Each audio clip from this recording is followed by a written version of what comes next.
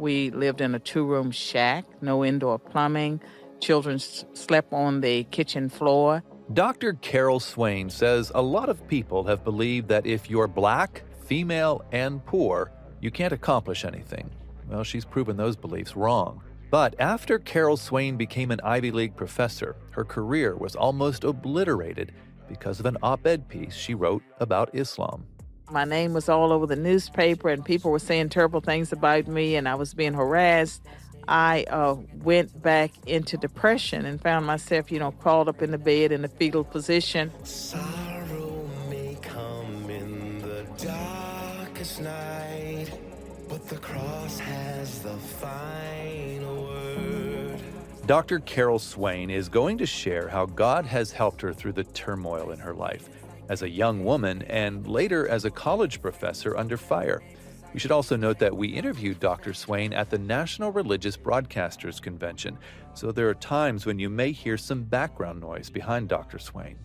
You're listening to GPS, God, People, Stories. It's an outreach of the Billy Graham Evangelistic Association. I'm Phil Fleischman. My co-host, Jim Kirkland, is off this week.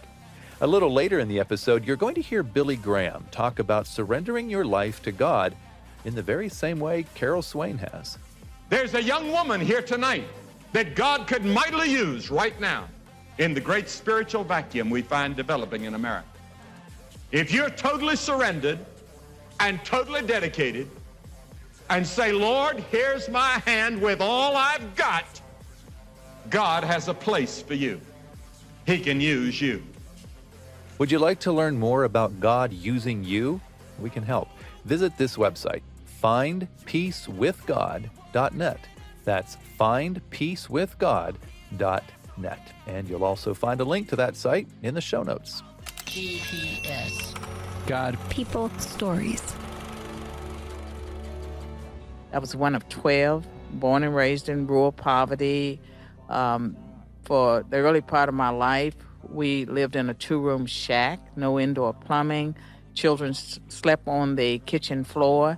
Carol Swain was born in 1954 in Bedford, Virginia. She had a hard, turbulent childhood. My mother and stepfather were alcoholics, and so there was always a fight. One fight that was particularly troubling was the one in which Carol's stepfather chased her mother through the house with an axe, while she and the other kids tried to stop him. By the time Carol was a teenager, she wanted nothing more than to get out of there. I dropped out of school after completing the 8th grade, and all of my siblings dropped out of school. I married at 16. I did not marry for love. I was not pregnant. I was trying to get out of that situation. And the man I married was a neighbor. He was like maybe 4 years older. I didn't know this, but he was illiterate. But at the time, he had a car, he had a job. I was so thrilled that anyone would have me. Carol and her husband would eventually have 3 children together, 2 boys and a girl. But her baby daughter died of SIDS when she was just a few months old. Carol didn't have a firm spiritual foundation to help her through the loss of her daughter or with other struggles in life. I was born in a family, who were Methodist. And I can remember, my grandmother, she was a pastor's daughter, and she was involved in my life as much as she could be. But my family itself was an unchurched family. And throughout my life, I would say that I was spiritual. I would say that even as a child, I was different from my siblings, and I felt that I was supposed to do something. But back then, I didn't know what it was, but I always had a strong sense that there was something I was supposed to do. Spiritually, I was very lost, but a spiritual person.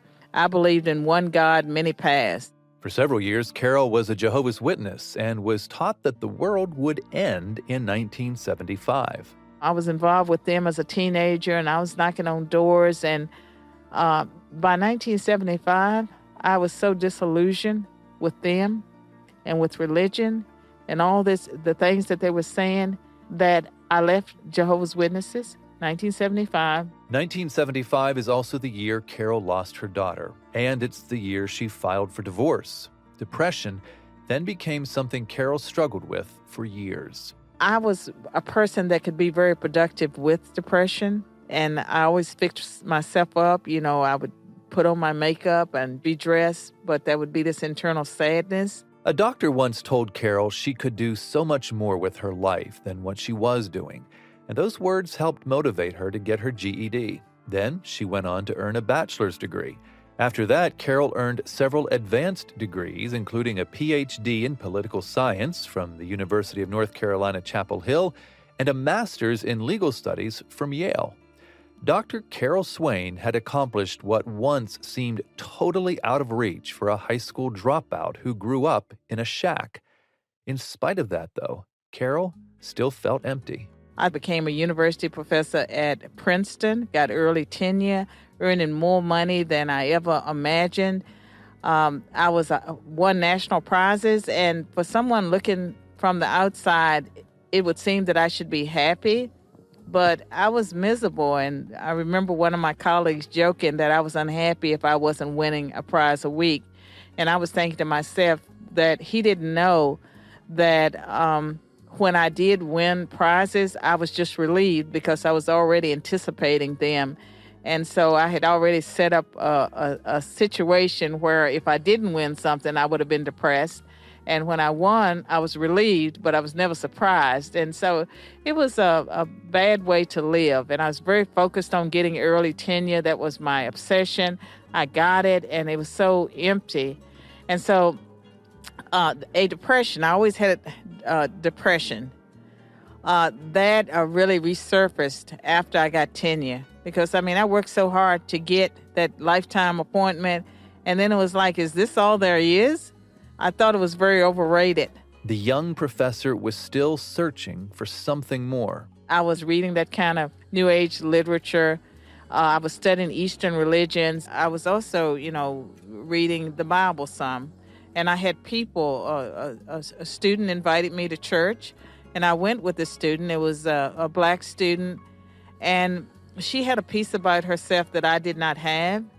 And I went to church, and, and I noticed that she had something I didn't have, but I didn't think much of it. And there were secretaries that were inviting me to Bible studies.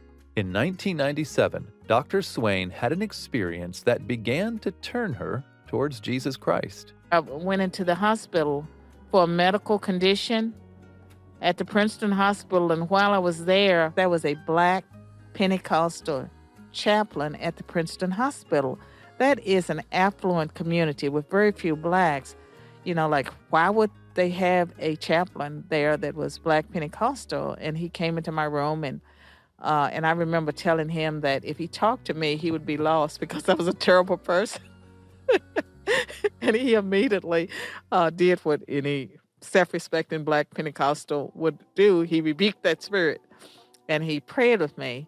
And there was a black cleaning lady, and she threw a book in my bed about Jesus, and she said, "This is all you need." A short time later, the pastor from the hospital baptized Dr. Swain. But even though she was taking steps toward Jesus, she wasn't ready to make him her one and only Lord and Savior. She was still dabbling in other religions. I was probably in that state of being spiritual and thinking about Jesus and including Jesus in there. And God kept sending people. I would go to a physical therapist. I would go into a building. I would go somewhere, and some Christian would come up to me. They kept coming up to me. And it took another couple of years before I had the experience where it all came together to me, what it meant to follow Jesus. And that happened